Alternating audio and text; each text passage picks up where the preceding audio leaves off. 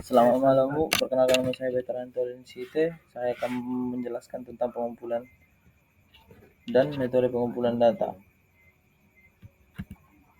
Pengumpulan data adalah proses pengumpulan dan pengukuran variabel secara sistematis dan berulang untuk menjawab pertanyaan penelitian, menguji hipotesis atau mengevaluasi hasil. Data bukanlah informasi. Untuk mendapatkan informasi berkualitas baik, pertama-tama Anda akan membutuhkan data berkualitas baik, kemudian Anda harus mengkurasi, menganalisis, dan menafsirnya. Berdasarkan sumbernya, jenis data ada 3, yaitu primer, sekunder, dan tersier. Data primer yang diambil oleh peneliti secara langsung terhadap objek yang diteliti. Data sekunder adalah sumber data penelitian yang diperoleh secara tidak langsung melalui media perantaran. Artinya, data ini tidak dikumpulkan langsung oleh peneliti, melainkan dari sumber yang telah ada sebelumnya, seperti dokumen, literatur, atau data yang dikumpulkan oleh pihak lain. Data tersier adalah sumber data penelitian yang berfungsi sebagai penunjang atau pendukung bagi data primer atau sekunder. Diperoleh melalui sumber yang tidak langsung terkait dengan fenomena yang diteliti, tapi masih memiliki terkait yang relevan. Penggunaan pengumpulan data untuk riset di bidang rekam medis. Pengumpulan data memastikan kualitas layanan kesehatan, pengukuran diagnosis atau aktivitas perawatan pasien. Data primer dapat diperoleh oleh bekas rekaman medis melalui observasi dan wawancara dengan petugas medis atau studi dokumentasi pada berkas rekam medis. Metode pengumpulan data. Metode pengumpulan data merupakan salah satu tahapan sangat penting dalam penelitian. Teknik pengumpulan data yang benar akan menghasilkan data yang memiliki kredibilitas tinggi dan sebaliknya. Oleh karena itu, tahap ini boleh salah dan harus dilakukan dengan cermat, sesuai dengan prosedur dan ciri-ciri penelitian kualitatif sebagai telah dibahas pada materi sebelumnya. Yang dimana yang pertama itu wawancara atau interview, observasi, kuesioner, studi, dokumentasi. Contoh kasusnya, yang pertama seorang peneliti ingin mengetahui tingkat kepuasan terhadap pelayanan di sebuah rumah sakit. Peneliti langsung datang ke pasien dan melakukan wawancara tatap muka dengan pertanyaan yang sudah disiapkan sebelumnya. Metode pengumpulan data yang digunakan adalah A. Dokumentasi observasi, C. Kuesioner, D. Wawancara, E. Studi literatur. Jawabannya adalah D. Wawancara, yang dimana peneliti melakukan interaksi langsung dengan pasien melalui pertanyaan yang disusun. Ini adalah metode wawancara, bukan kuesioner karena tidak tertulis, bukan observasi karena tidak hanya mengamati, bukan dokumentasi atau studi literatur karena tidak menggunakan dokumen atau sumber pustaka. Kedua, dalam penelitian mengenai kebiasaan makan mahasiswa, seorang peneliti menyebarkan lembar pertanyaan tertulis yang harus diisi sendiri oleh responden. Metode pengumpulan data yang digunakan yang adalah A. Observasi langsung, B. Anket atau kuesioner, C. Studi dokumentasi, D. Wawancara mendalam, E. Focus group discussion. Jawabannya B. Anket atau kuesioner, yang dimana responden mengisi pertanyaan secara tertulis. Itu adalah anket atau kuesioner. Observasi adalah pengangkatan langsung, wawancara melibatkan interaksi langsung. Soal kasus yang ketiga, seorang dosen ingin meneliti data observasi mahasiswa selama 1 semester. Ia tidak melakukan wawancara atau observasi, tetapi mengumpulkan data dari catatan kehadiran yang ada di bagian administrasi.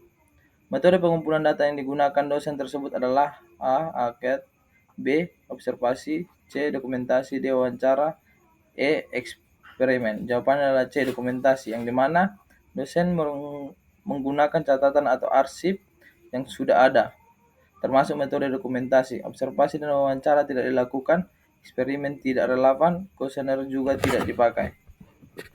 Kesimpulannya, penggunaan data adalah salah satu tahap paling penting dalam proses penelitian, terutama pada bidang rekam medis dan informasi. Dalam konteks mengaplikasikan teknik pengumpulan data, seorang peneliti maupun tenaga perekam medis dituntut untuk mampu memilih teknik yang sesuai dengan kebutuhan peneliti, misalnya melalui observasi, wawancara, kuesioner, atau dokumentasi. Dalam menerapkan metode pengumpulan data, penggunaan metode kualitatif maupun kuantitatif harus dilakukan secara sistematis dan sesuai kaidah ilmiah. Data yang telah terkumpul dapat digunakan untuk kepentingan riset di bidang rekam medis, misalnya dalam menilai mutu pelayanan, mengevaluasi tingkat kepatuhan terhadap standar, mengukur angka kejadian penyakit, hingga menentukan pola pembiayaan dalam klaim asuransi. Secara keseluruhan dapat ditegaskan bahwa kemampuan dalam mengaplikasikan teknik dalam metode pengumpulan data secara tepat dan menjadi fondasi utama pengembangan riset di bidang rekam medis dan informasi kesehatan. Untuk pembahasan kedua yang dimana ukuran-ukuran statistik. Ukuran-ukuran statistik merupakan parameter numerik yang digunakan untuk mendeskripsikan dan meringkas karakteristik data secara kuantitatif dalam analisis statistik deskriptif. Dalam memahami data secara kompresif, terdapat 4 kategori utama statistik yang harus dipelajari dan dikuasai perhitungannya. Ukuran statistik terdiri atas ukuran permusatan, ukuran depresi, dan ukuran posisi. Yang pertama itu ukuran pemusatan. Ukuran pemusatan adalah suatu sembarang atau ukuran yang menunjukkan pusat dari sekelompok data yang telah diurutkan dari nilai terkecil hingga nilai terbesar, atau sebaliknya. Terdapat beberapa ukuran pemusatan, namun yang paling sering digunakan ada 3, yaitu mean, median, dan modus. Ketiganya memiliki ciri-ciri dan perbedaan yang dapat dijelaskan secara matematis. Mean. Mean bisa ditulis dalam statistik dengan menggunakan simbol dibaca X bar. Rata-rata, mean, merupakan teknik penjelasan kelompok yang didasarkan atas nilai rata-rata dari kelompok tersebut. Ketika kita menghitung rata-rata geometrik dari 2 angka atau lebih, kita mengalihkannya satu sama lain dan mengambilkan akar ke n. N-nya adalah jumlah entry yang kita miliki dalam satu set data. Rumus dari mean data tunggal yang mana X bar sama dengan sigma X per N. Rumus dari mean data berkelompok adalah X bar sama dengan sigma F kali X per N. Untuk median, merupakan nilai sentral dari sebuah distribusi frekuensi. Nilai sedemikian itu merupakan nilai sentral berhubungan dengan posisi sentral yang dimiliki dalam sebuah distribusi. Terdapat sekumpulan data statistik sebanyak N. Jika sekumpulan data ini telah diurutkan dari yang terkecil sampai yang terbesar, atau sebaliknya, maka data statistik yang berada di tengah-tengahnya disebut median. Median juga disebut dengan nilai tengah. Jika banyak pengamatan ganjil, maka data yang di tengah-tengahnya adalah median. Di sisi lain, jika banyak pengamatan genap, maka rata-rata keduanya pengamatan di tengah-tengahnya adalah mediannya. Median identik dengan pembagian kumpulan data menjadi 2 bagian yang sama. Untuk data tunggal, jika banyak pengamatan ganjil, maka datanya di tengah-tengahnya adalah median. Di sisi lain, jika banyak pengamatan genap, maka rata-rata kedua pengamatan yang di tengah-tengahnya adalah mediannya. Untuk data berkelompok, rumusnya yang mana? M sama dengan L ditambah kurang N per 2 kurang F per F dikali I. Untuk modus. Modus merupakan nilai yang paling sering muncul atau memiliki frekuensi tertinggi pada sebuah data. Modus digunakan untuk menyatakan fenomena yang paling banyak terjadi. Modus atau metode umumnya dilambangkan dengan MO. Dalam data bisa terdapat satu modus, 2 modus, lebih dari 2 modus, atau sama sekali tidak memiliki modus. Jika data pengamatan memiliki jumlah frekuensi yang sama, berarti data tersebut tidak memiliki modus. Untuk data tunggal, modus adalah nilai yang paling sering muncul. Jika terdapat data yang berkelompok, maka rumusnya adalah M sama dengan L tambah F1 dikurang FO per 2 dikali F1 dikurang FO dikurang F2 dikali I.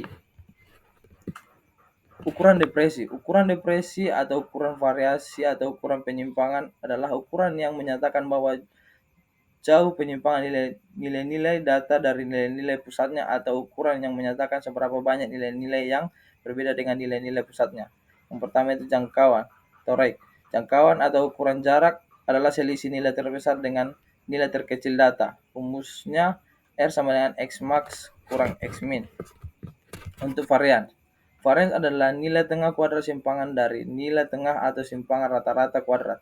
Untuk sampel varians disimbolkan dengan S2, untuk populasi varians disimbolkan dengan S2. Rumusnya yaitu untuk populasi N sama N lebih dari 30, yang dimana sigma pangkat 2 sama dengan sigma F buka kurung XI dikali X bar pangkat 2 per sigma F. Untuk sampel N kurang dari sama dengan 30, S pangkat 2 sama dengan sigma F XI dikali X bar pangkat 2 per sigma F dikurang 1. Simpangan baku. Simpangan baku adalah akar dari tengah kuadrat simpangan nilai tengah atau akar simpangan rata-rata kuadrat. Untuk menentukan nilai simpangan baku yaitu untuk populasinya lambda sama dengan akar sigma F dikali XI dikurang X bar pangkat 2 per sigma F. Untuk sampelnya S akar dari sigma F buka kurung XI dikurang X bar pangkat 2 per sigma F dikurang 1. Untuk ukuran posisi, lokasi data pada umumnya bisa dibagi menjadi yang pertama itu kuartil, membagi sekelompok data menjadi 4 bagian yang sama banyak dan sama besar. Untuk desil, membagi sekelompok data menjadi 10 bagian yang sama besar. Untuk persentil, membagi sekelompok data menjadi 100 bagian yang banyak dan sama besar. Untuk kuartil, merupakan nilai membagi 4 bidang yang sehingga masing-masing bidang besarnya 25%. Tiap pembagian disebut kuartil. Untuk rumus kuartil, untuk data tunggal dengan I sama dengan 1, 2, dan 3. Q, K sama dengan K buka kurung N tambah 1 per 4. Untuk data berkelompok, QK sama dengan L ditambah K per 4 dikali N kurang F per F dikali I. Untuk desil, jika sekumpulan data dibagi menjadi 10 bagian yang sama, akan dapat 9 pembagi. Tiap pembagi dinamakan desil. Rumus desil untuk data tunggal, DK sama dengan K N tambah 1 per 10. Dengan I sama dengan 1, 2, 9, 10. Itu rumus desil. Untuk data berkelompok itu adalah DK sama dengan L ditambah K per 10 kali N kurang F per F dikali I. Untuk presentil, jika sekumpulan data dibagi menjadi 100 bagian yang sama, akan diperoleh 99 pembagi. Tiap pembagi ini dinamakan presentil. Rumus presentil untuk data tunggal dengan I sama dengan 1, 2, 99. PK sama dengan K N tambah 1 per 100. Untuk rumus data berkelompoknya PK sama dengan L ditambah K per 100 dikali N dikurang F per F dikali I. Baik, sekian dari hasil penjelasan saya, Ibu. Selamat malam, terima kasih.